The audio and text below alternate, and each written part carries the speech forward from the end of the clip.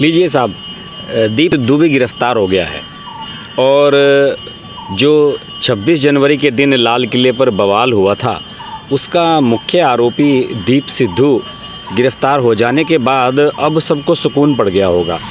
अब तक लोगों को ये लग रहा था, जो ख़ास तौर से ये कह रहे थे कि नरेंद्र मोदी की सरकार या केंद्र सरकार इस मामले को सही तरीके से हैंडल नहीं कर पा रही है, उनका ये मानना था कि दीप सिद्धू जैसे लोगों को प्लांटेड किया गया था इस प्रकरण में, जिससे कि किसान आंदोलन को बदनाम किया जा सके।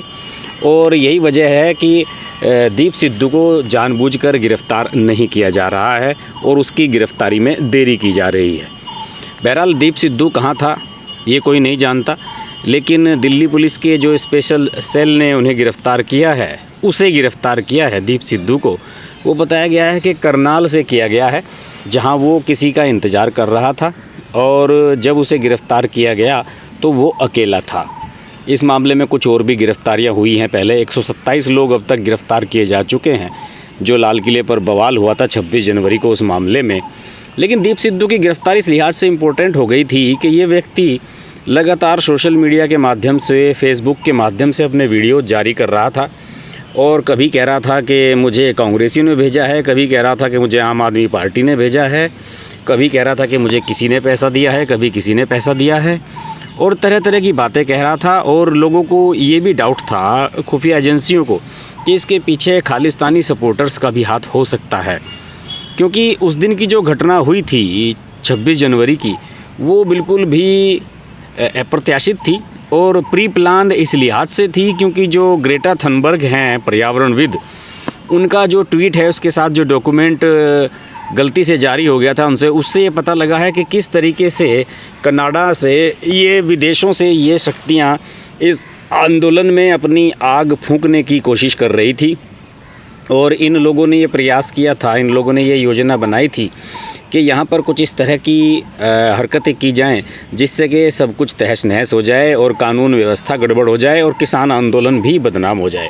और इसमें हुआ भी है। किसान आंदोलन को 26 जनवरी की घटना ने बहुत धक्का पहुँचाया। यही वजह है कि राकेश टिकैत ने जब 6 फरवरी को चक्का जाम का ऐलान किया था तो उसमें से उन्होंने उत्तर प्रदेश, उत्तराखंड और NCR को वापस ले लिया था, क्योंकि उन्हें डाउट था, उन्हें लग रहा था कि ये हमारे प्रभाव वाला क्षेत्र है और उनके पास ये इनपुट था कि यहाँ पर दीप सिद्धू जैसे कुछ और लोग घुसकर इसके माध्यम से गड़बड़ी कर सकते हैं और झगड़ा फसाद फैला सकते हैं। इसी वजह से ये वापस ले लिया था कॉल उन्होंने। बाकी देश में ये चक्का जाम हुआ था, हालांकि उतना कामयाब नहीं रहा था।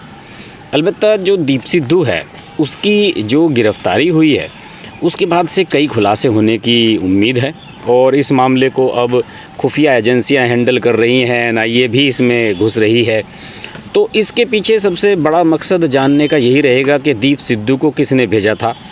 और लोग ये बता रहे हैं कि वो जो अपनी फेसबुक पर वीडियोज़ लगातार पोस्ट कर रहा था, तो वो अपनी उसकी कैलिफोर्निया में कोई गर्लफ्रेंड है, उसे वो व्हाट्सएप के माध्यम से या दूसरे सोशल मीडिया टूल्स के माध्यम से वीडियो भेज देता था और वो उसकी गर्लफ्रेंड कैलिफोर्निया से फेसबुक पर उसकी वीडियो अपलोड कर देती थी। कभी इंग्लिश में बोलता हुआ नज़र आता था, कभी पंजाबी में बोलता हुआ नज़र आता था।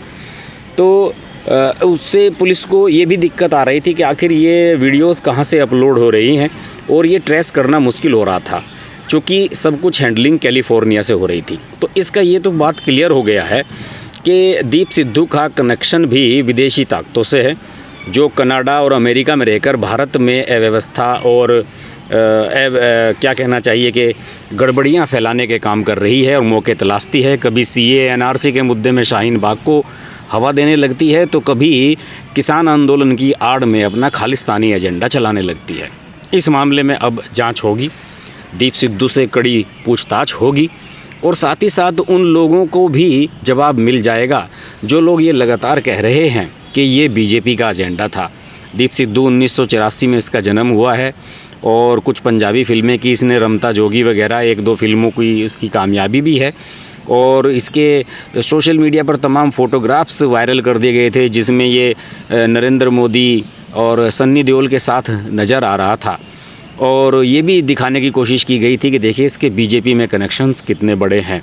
बहरहाल सनी देओल इसका पहले ही खंडन कर चुके थे कि इनका और मेरा कोई ताल्लुक़ नहीं है।